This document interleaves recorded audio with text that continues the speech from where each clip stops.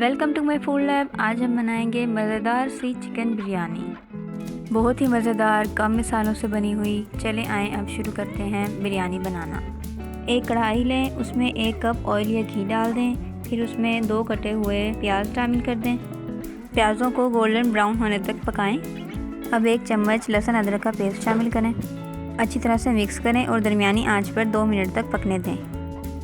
2 minute के बाद थोड़ा सा पानी शामिल करें।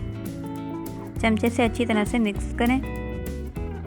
फिर 1 कटा हुआ टमाटर शामिल कर दें और 3 से 4 हरी मिर्चें शामिल कर दें। चम्मच से अच्छी तरह मिक्स करें। फिर 1 चम्मच नमक डाल दें। 1 चम्मच लाल मिर्चों का पाउडर डाल दें। आधा चम्मच हल्दी पाउडर डाल दें। फिर आधा चम्मच ज़ीरा डाल दें। अच्छी तरह से मिक्स करें। फिर आधा चम्मच कुटी हुई काली मिर्चें डाल दें। साबुत गरम मसाले डाल दें। चम्मच से अच्छी तरह मिक्स कर लें। थोड़ा सा पानी शामिल कर दें ताकि मसाला नीचे ना लग जाए। अब 3 मिनट तक दरमियानी आंच पर पकने दें। 3 मिनट के बाद चिकन शामिल करें। मैंने यहाँ पर 1 किलो चिकन लिया है। चमचे से अच्छी तरह से मिक्स करें और 5 मिनट तक दरमियानी आंच पर पकने दें। 5 मिनट के बाद आधा गिलास पानी शामिल करें। अच्छी तरह से मिक्स करें। ढक्कन लगाकर 15 मिनट तक हल्की आग पर पकने दें। अब एक और बर्तन में पानी उबाल लें। फिर उसमें आधा चम्मच नमक शामिल करें।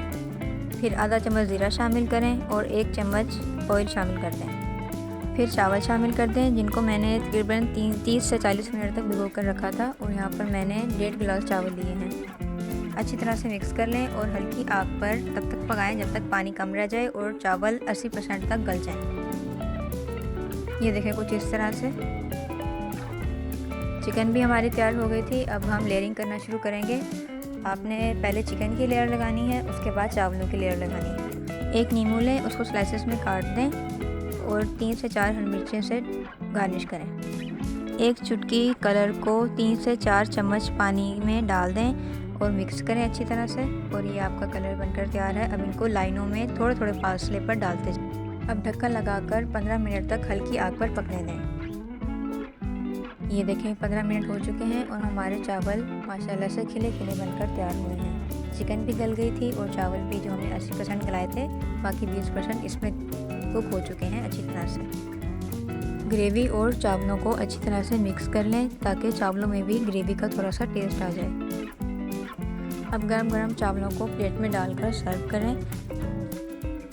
ये बहुत ही झटपट सी आसान सी रेसिपी है। वीडियो पसंद आई हो तो लाइक, शेयर और चैनल को सब्सक्राइब लाजमी करें। बहुत शुक्रिया।